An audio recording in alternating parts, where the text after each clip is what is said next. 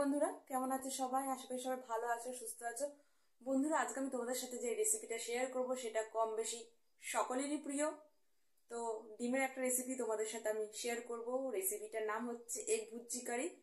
তো চলো যাওয়া যাক। দেখো বন্ধুরা, এগ ভুজি কারির জন্য আমি সব রেডি রেখেছি। আমি দেখো আলুটা কুচিয়ে রেখেছি, তোমরা আলু নাও দিতে পারো। আর এই দেখো পেঁয়াজ কুচো কুচো করে কাটা আছে। আর মশলাও আমি রেডি রেখেছি। মশলা আমি দিয়েছি জিরে ধনে গুঁড়ো, আদা কুচো, রসুন কুচো, টমেটো কুচিয়ে রেখেছি। দেখো সয়া সস দিয়েছি, গরম মশলা আর লঙ্কা আর ধনে পাতাটাও আমি কুচিয়ে রেখেছি। তরকারিটা যখন হয়ে যাবে আমি তরকারিটার ওপরে ধনে পাতাটা ছড়িয়ে দেব। দেখো ভুজির জন্য আমি ডিম রেডি রেখেছি। এখানে আমি 6টা ডিম নিয়েছি আর অল্প পরিমাণে নুন দিয়েছি, কারণ আমি তরকারিতে তো নুন দেবো, সেই জন্য এতে অল্প নুন দিয়েছি। আর 6টা ডিম যেহেতু নিয়েছি সেই জন্য আমি 1.5 খানা বড় পেঁয়াজ দিয়েছি। ডিমের সংখ্যা অনুযায়ী তোমরা পেঁয়াজ কম বেশি দেবে। কড়াইয়ে আমি তেল দিয়ে দিয়েছি। তেলটা একটু গরম হলে আমি ডিমটা দিয়ে দেব। তেল গরম হয়ে গেছে।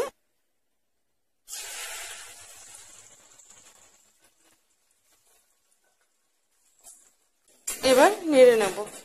আরো কিছুক্ষণ ভাজতে হবে, একটু কাঁচা কাঁচাই আছে।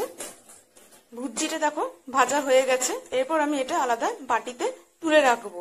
তেল গরম হয়ে গেছে। এরপর আমি তেলের মধ্যে দিয়ে দেব দেখো তেজপাতা, দারচিনি, এলাচ আর শুকনো লঙ্কা। আর দেব গোটা জিরে। এরপর আমি তেলের মধ্যে এই যে কুচো পেঁয়াজগুলোকে দিয়ে দেব। এরপর আমি নেড়ে দেব। পেঁয়াজটা অল্প ভেজে নেওয়ার পর আমি এর মধ্যে কুচোনো আলুগুলোকে দিয়ে দেব। পেঁয়াজটা অল্প ভাজা হয়ে গেছে। এরপর আমি এর মধ্যে কুচোনো আলুগুলোকে দিয়ে দেব।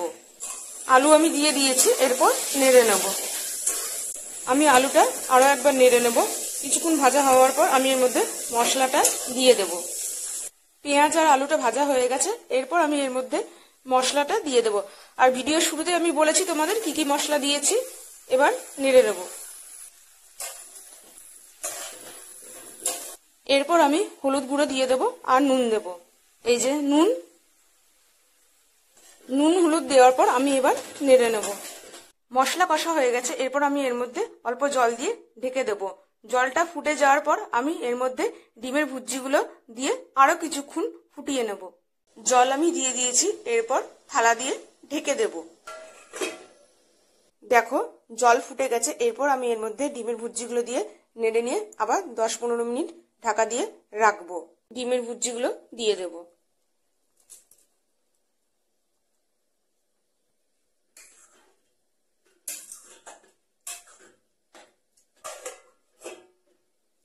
দেখো ঢাকনা আমি খুলে দিয়েছি। এরপর আমি গ্যাসটাকে অফ করে দেব। তারপর ধনেপাতা ছড়িয়ে দেব। এগ ভুজি কারি রেডি। বন্ধুরা, আজকের ভিডিওটি কেমন লাগলো অবশ্যই আমাকে জানাবে। ভালো লাগলে লাইক করবে, কমেন্ট করবে, শেয়ার করবে। আর হ্যাঁ, চ্যানেলটিকে কিন্তু সাবস্ক্রাইব করতে ভুলবে না। টাটা।